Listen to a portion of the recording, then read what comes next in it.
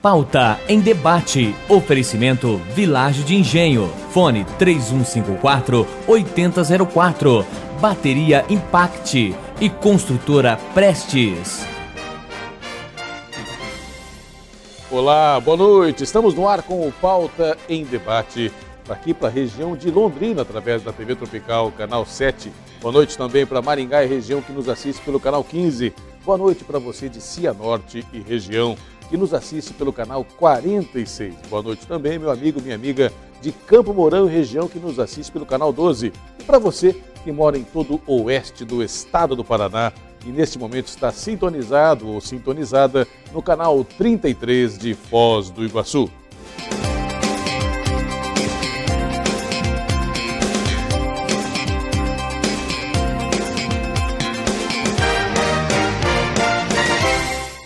A nossa principal pauta de hoje é uma entrevista com o vereador da cidade de Cambé, Paulo Soares. Já que nós vamos falar um pouquinho de política, como estão as atividades, melhor dizendo, lá do Legislativo de Cambé, eu vou começar também a nossa conversa à noite, meu amigo, com o jornal Gazeta do Povo, que traz aqui, o Giovanni mostra pra gente, ó.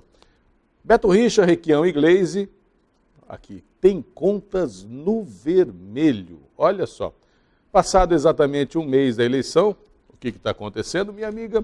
Os principais candidatos, os três principais candidatos ao governo do estado, ainda devem juntos 11 milhões e 400 mil reais a fornecedores da campanha.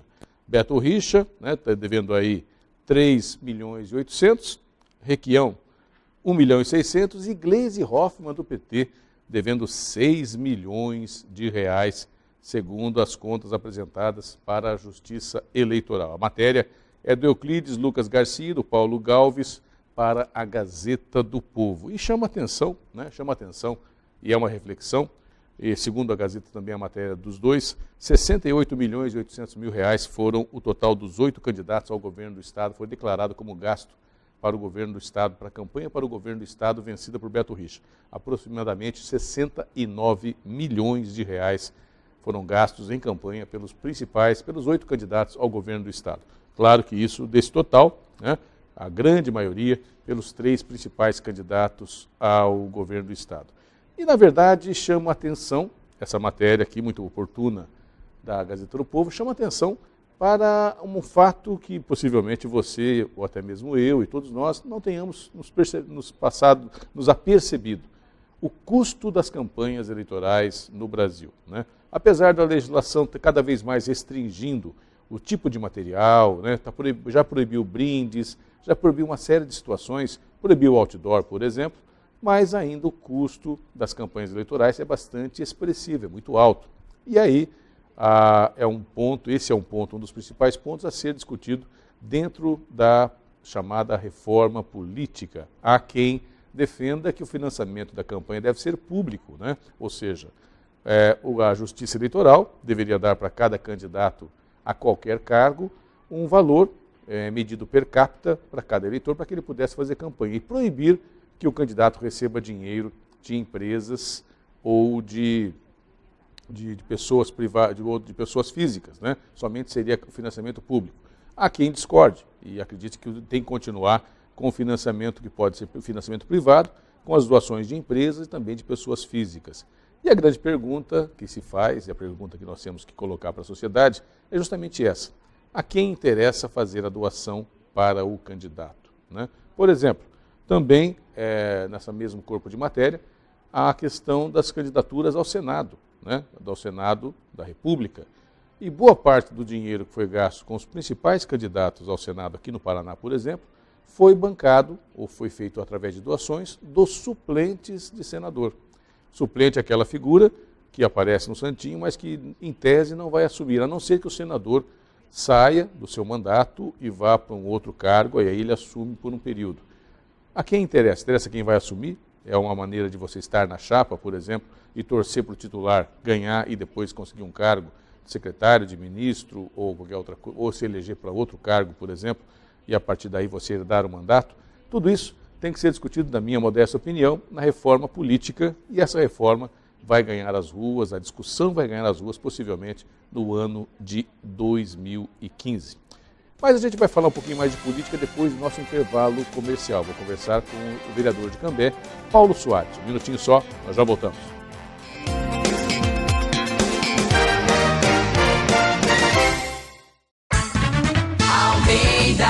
Almeida, servindo você todo dia.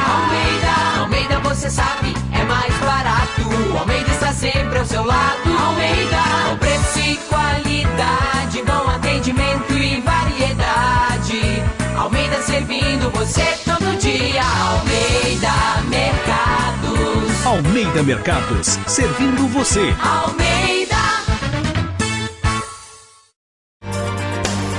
Você vai conhecer agora um ótimo lugar para sua família morar.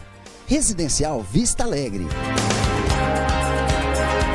Condomínio de casas prontas para morar. Com área privativa de 89 metros quadrados. Infraestrutura completa com área de lazer e portaria, em ótima localização. Na Avenida Brasil, em Cambé, com fácil acesso para toda a região. Residencial Vista Alegre, incorporação Construblock. Vendas Imobiliária Condor ou pelo fone 3254-3424. Mizumi Veículos e L200 Triton, o melhor 4x4. Almeida, servindo você todo dia. Almeida, você sabe, é mais barato. Almeida está sempre ao seu lado. Almeida, com preço e qualidade, bom atendimento e variedade. Almeida servindo você todo dia. Almeida Mercados. Almeida Mercados, servindo você. Almeida.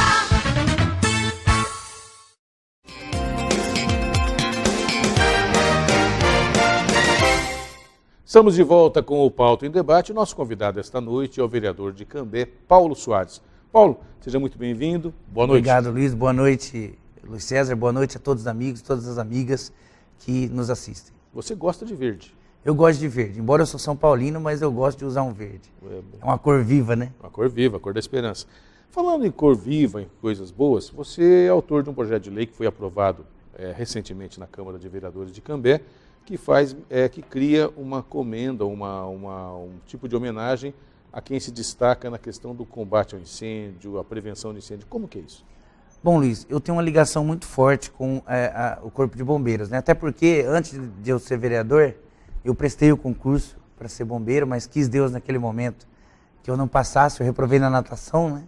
No teste físico, que por sinal é um teste muito duro, e eu tenho uma proximidade muito grande com a corporação.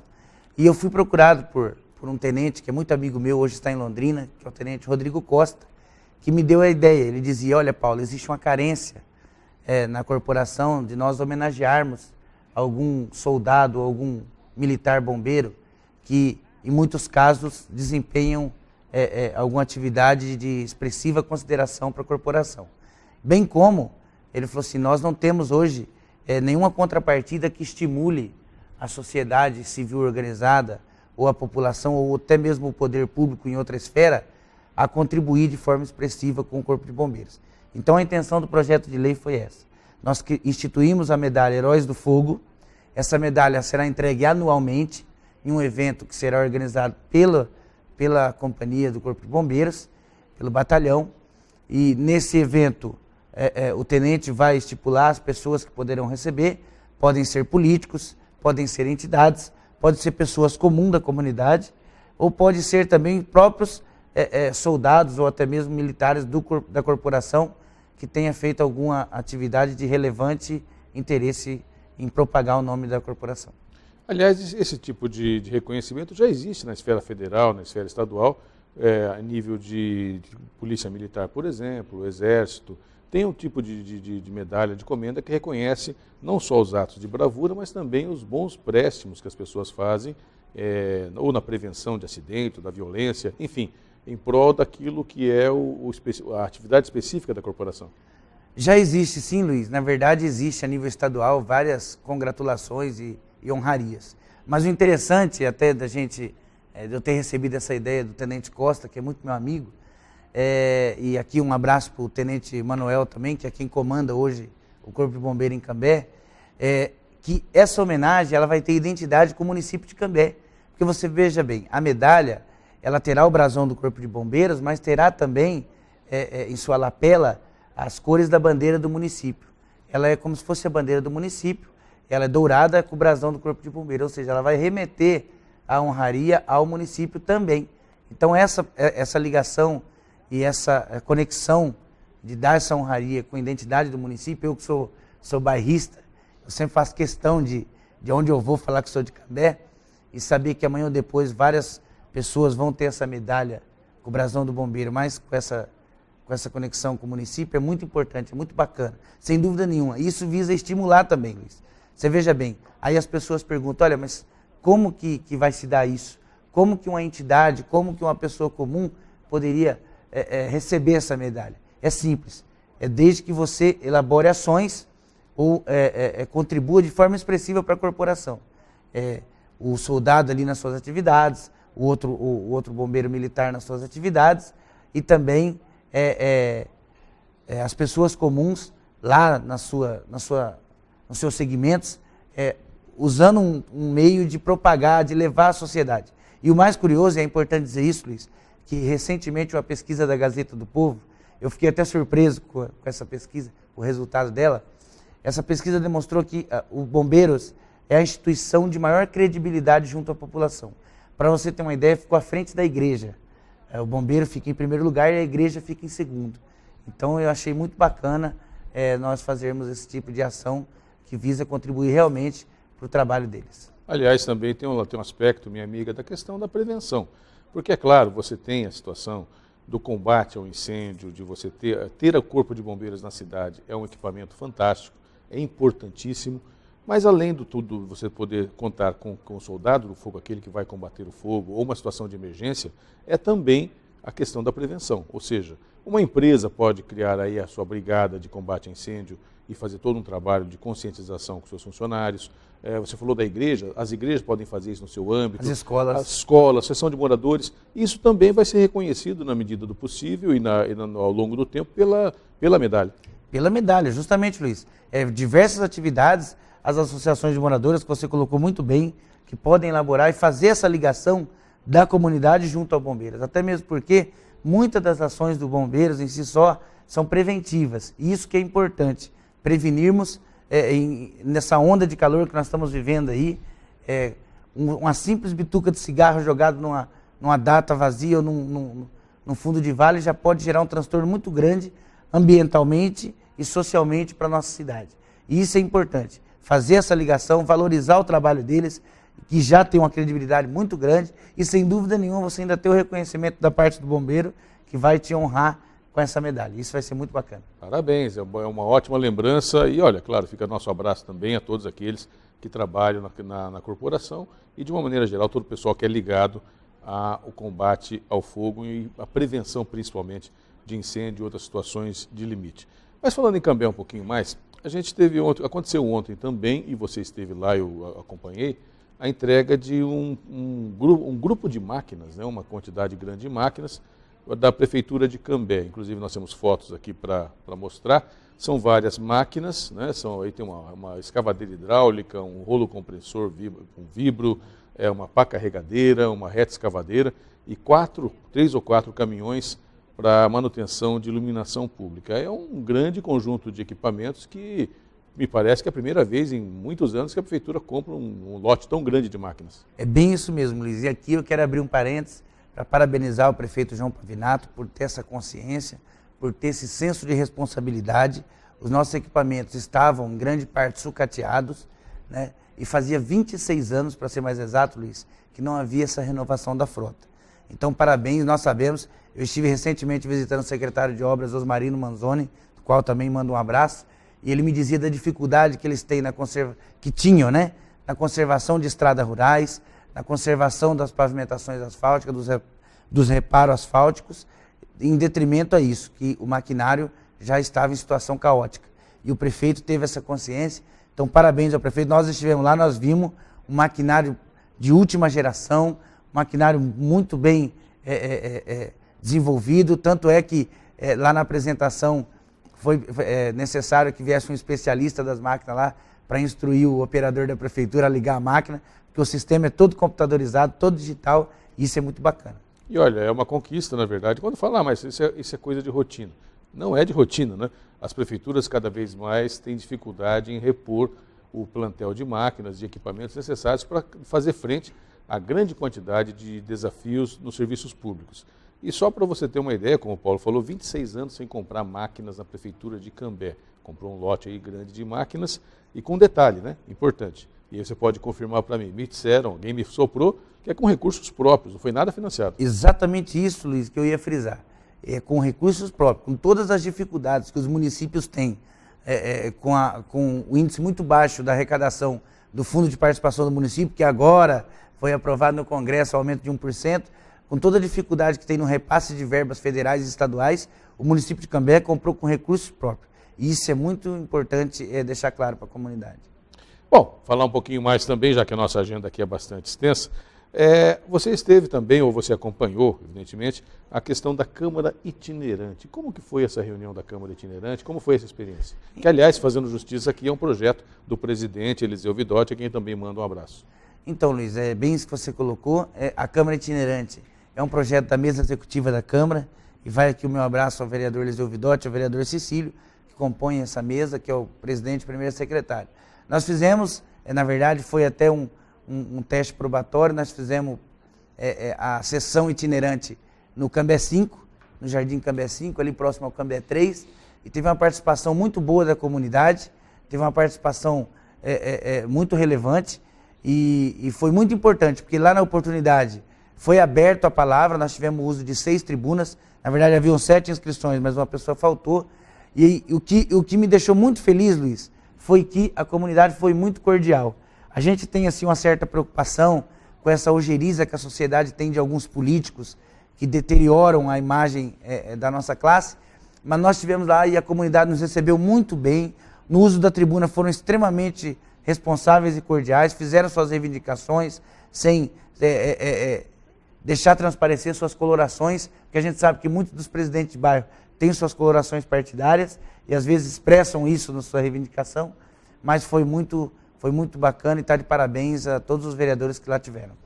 Isso é um exercício interessante, o vereador, e não o vereador como pessoa física, ou seja, só o Paulo, só o Eliseu, só o Cecílio, mas a Câmara como um todo ir até o bairro, fazer a sua sessão lá no bairro e voltada para aquela região, ouvindo os reclames e também as elogios, se for o caso, daquela comunidade. Sem dúvida, Luiz, e o parabéns vai a todos os vereadores, porque na verdade, para que esse projeto se positivasse, houve um consenso entre os vereadores de apoiar esse projeto.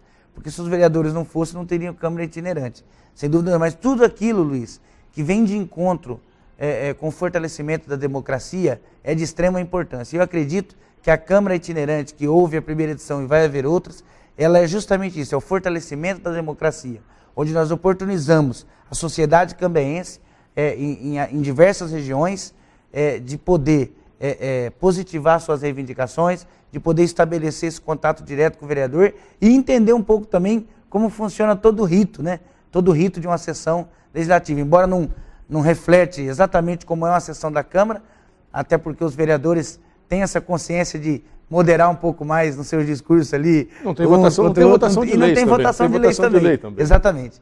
Mas mesmo assim já dá para se ter uma ideia, e eu tenho certeza que após todo esse ciclo de sessões, isso vai aumentar a frequência da sociedade na Câmara, porque vai despertar o interesse de muitas pessoas. Sim. E um detalhe, né, que veio aqui à cabeça agora, minha amiga, que é interessante ouvindo o Paulo falar, né, com todo esse entusiasmo de quem é vereador.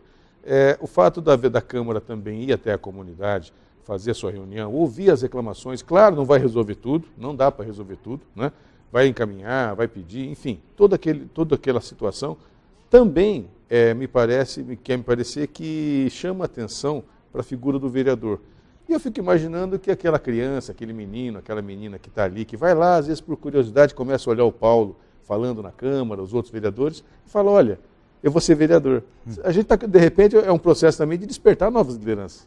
Luiz, sem dúvida nenhuma. Eu, quando era menino, eu até brincava outro dia com o Zé do Carmo, ex-prefeito de Cambé, que foi candidato a deputado.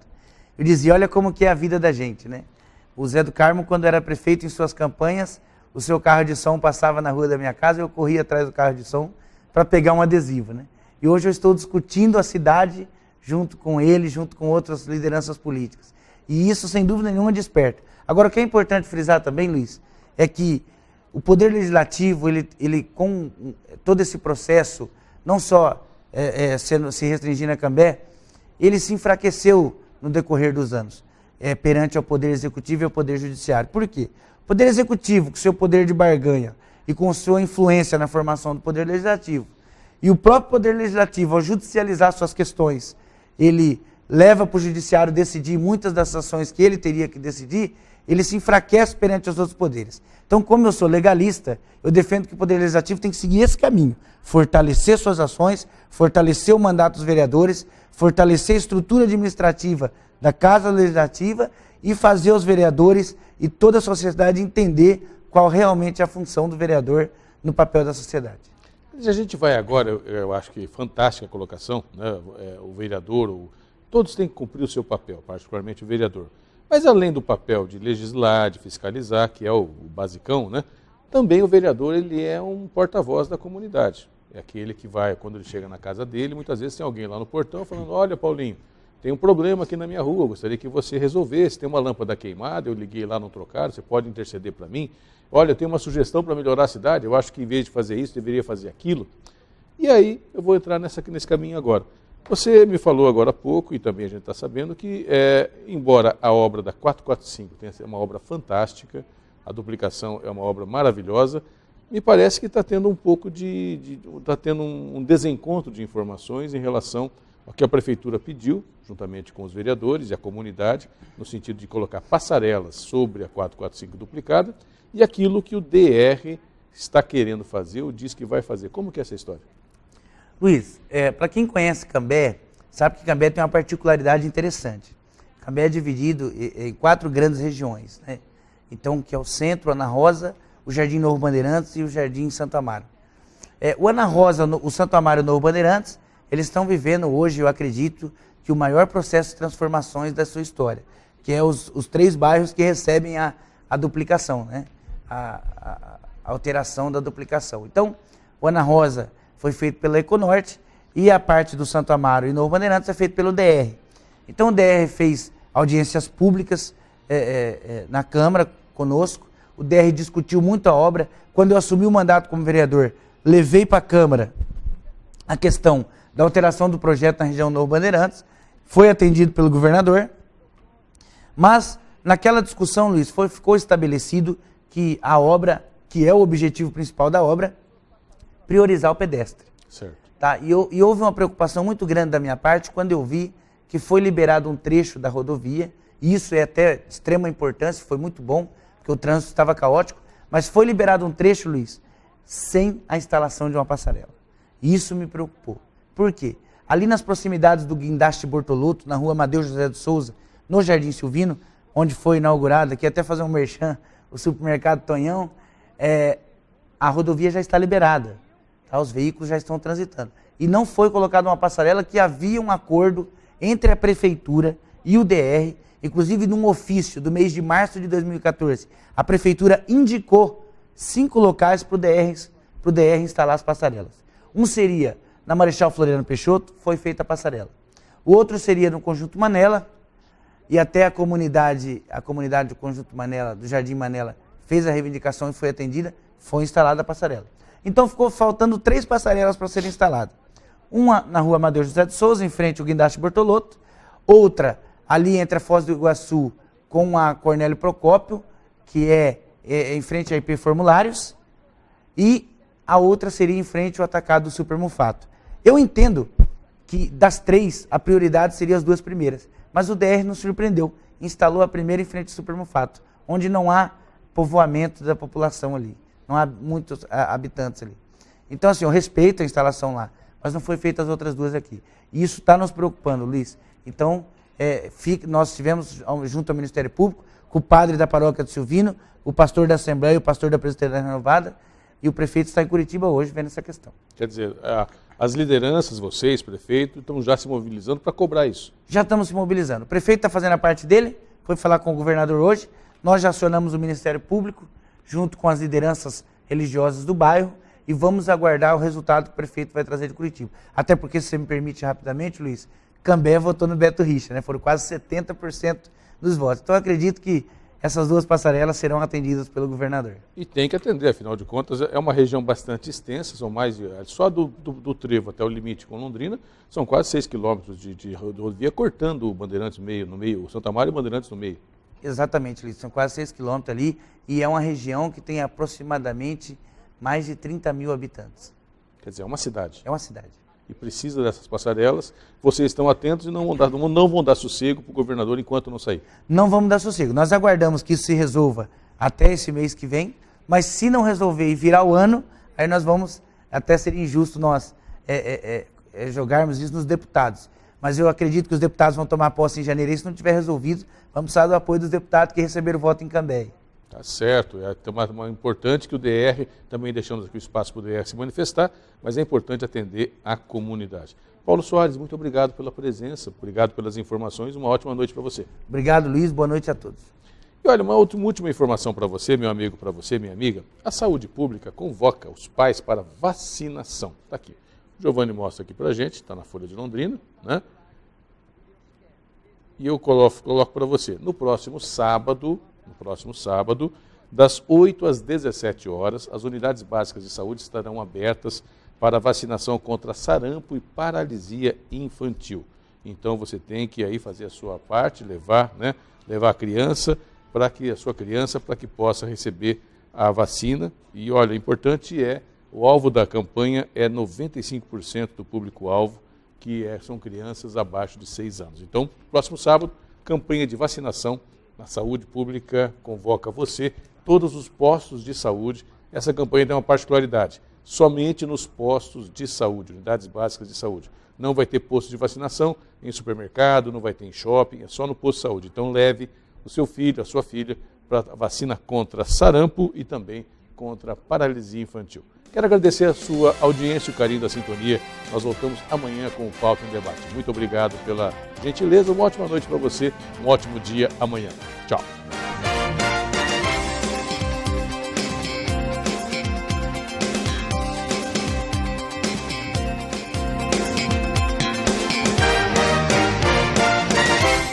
Pauta em Debate. Oferecimento Vilagem de Engenho. Fone 3154-8004.